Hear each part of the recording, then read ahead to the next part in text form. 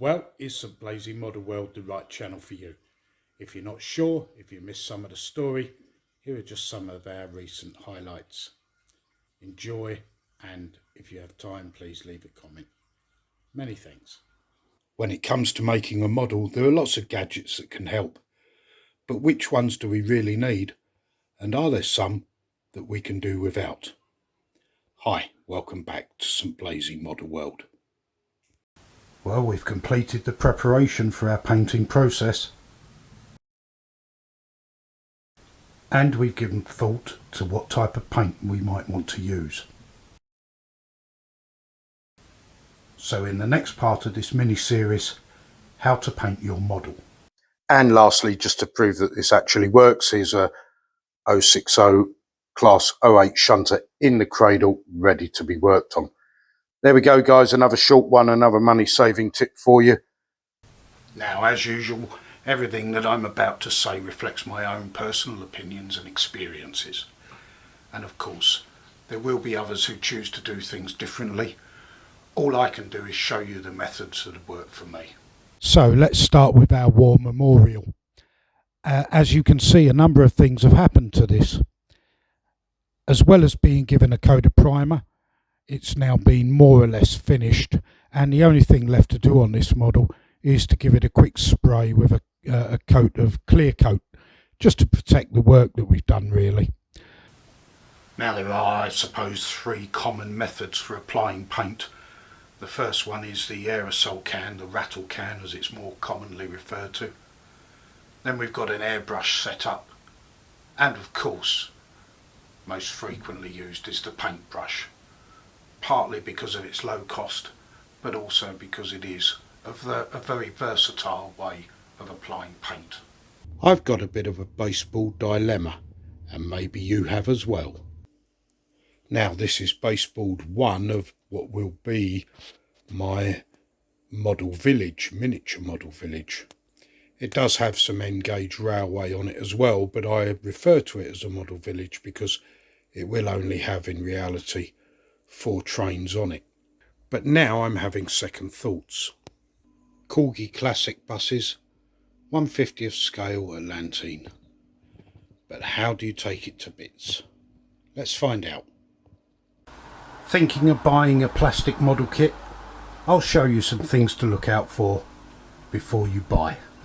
So we'll start by looking at the polystyrene cement, the Humbrol, the one in the tube, and then we'll move on to the liquid cement.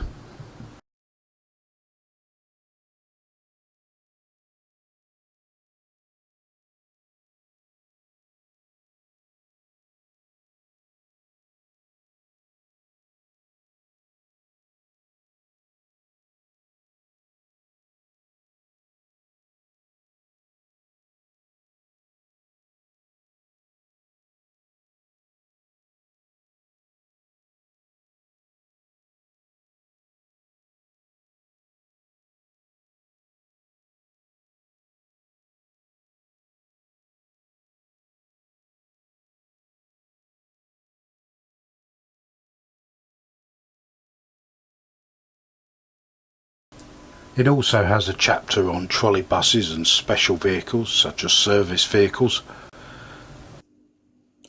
Firstly, it's been a while since my last video. I'm sorry for that. Full-time work has beckoned once again, and well, in the words of the great Charlie Bishop, we are where we are.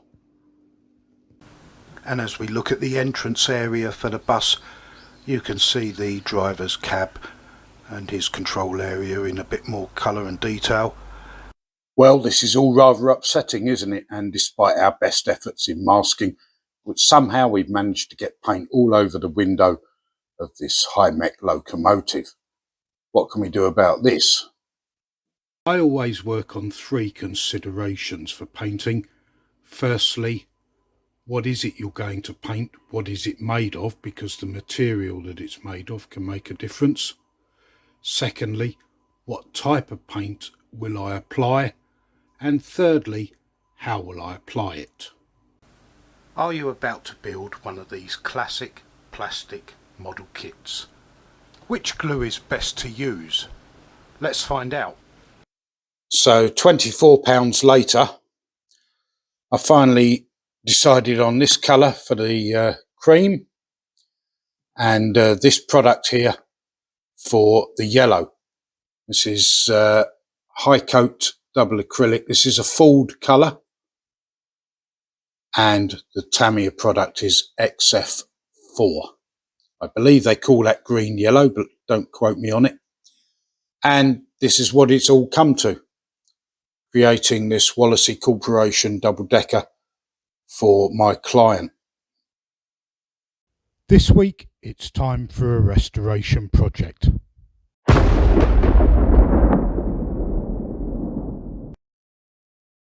What does play worn mean? What can we do about it? And should we restore? After all, don't these models hold more value in their original condition? You'll notice that things have changed a bit. The main stone itself is now sprayed, ready to sort of represent concrete or cement. We've got some engraving here to represent the names of those who gave their lives in the service of our particular country, and we've even incorporated a wreath. What I try and do is remove these ridges, and for that I'm going to go with one of my craft knife blades. You could use a scalpel, or if you're very brave, a razor blade. Not good practice to work a knife towards your fingers as I'm doing here, but being right-handed, this is the only way I can really do this and show you on a film. I'm just going to take out that ridge. You can see it coming away there. It's going to damage the paintwork underneath as well. This is only sort of part of a repair. Just take that. Right then, moving on to a garage, the independent petrol station DIY mechanic, independent mechanic. This building typical of the sort of thing you would find all over the United Kingdom, certainly sort of around the 40s, 50s, 60s and even into the 70s and 80s. And what did we do to this? Well, quite a lot, as you can see. I'm going to, rather than a slideshow, I'll talk you through this one. First and foremost, of course, the roof. That was sprayed with a silver aluminium colour. We then added some black wash to give it some, a little bit of detail and weathering along the runs of the corrugations and around the gutter line, or centre of the roof line rather, there as well. As you can see, we've added a little bit of vegetation just to give it that sort of worn appearance, really. Bit of moss growing on the roof. It was typical of the period, probably still happens today. Just at the base of the model, you can see we've started to create some weathering here. We've got some grass scatter, bit of clump foliage added, a little bit of ballast there that I put in as well, just to give it a sort of realistic feel. As you can see, the model has been painted in a cream and brown livery, not too dissimilar from the Great Western Railway livery, but that's certainly not the aim. It's simply what I had in stock, and as you know, I like to favour using what we have, keep the cost down. So that's it for this video, a very short one. I'd like to know what you think. Please leave your comments below, and if you have enjoyed this video, give it a like, and please remember to subscribe to my channel.